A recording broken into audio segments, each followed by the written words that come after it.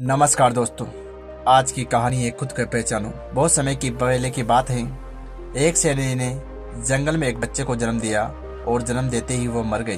दोस्तों, शेरनी के मरते ही वो बच्चा अकेला रह गया।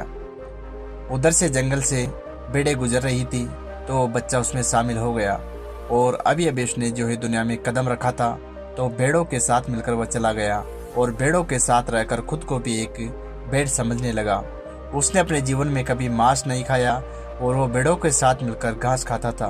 उसे कुछ पता नहीं था कि एक शेर कैसे रहता है और कैसे अपनी जिंदगी का गुजारा करता है।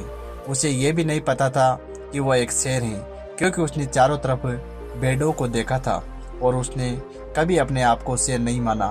फिर समय गुजरता गया और शेर का बच्चा एक बड़ा शेर बन गया।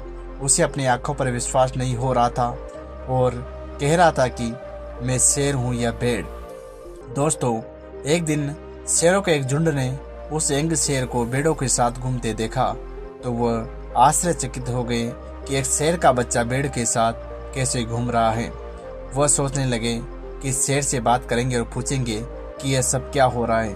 तब एक बूढ़े शेर ने भेड़ों के झुंड पर हमला कर दिया और शेर को पकड़ने के लिए जैसे ही बूढ़े शेर को यंग शेर ने देखा, वो अपनी जान बचाकर भागने लगा और भेड़ों के साथ भी वो शेर अपनी जान बचाकर भागने लगा।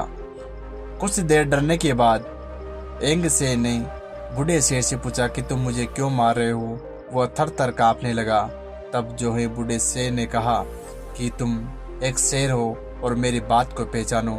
तब यंग शेर ने कहा कि प्लीज़ मुझे छोड़ दो, मैं एक साधारण सा भेड़ हूँ, मुझे जाने दो, आप मेरी जान मत लो। लेकिन बूढ़े शेर ने उसको बार बार समझाया कि यहाँ पर हो क्या रहा है। तब उसको पकड़ करके नदी के किनारे ले गया और नदी में अपने आप की परछाई को देखने के लिए कहा। तब शेर अपनी रियलिटी को समझ गया कि एक वो भेड़ नहीं बल्कि एक शेर है और उसके अंदर वह काबिलियत आ गई और वो जोर जोर से दहाड़ने लगा।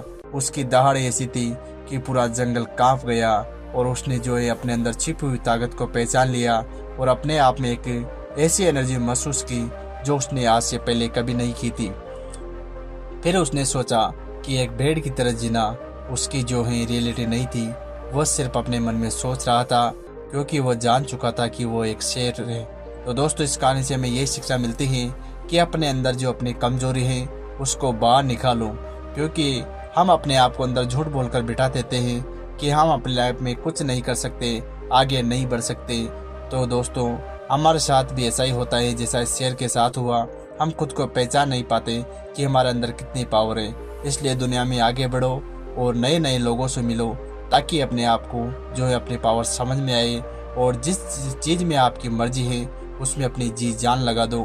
फिर आपको आगे बढ़ने से कोई नहीं रोक सकता।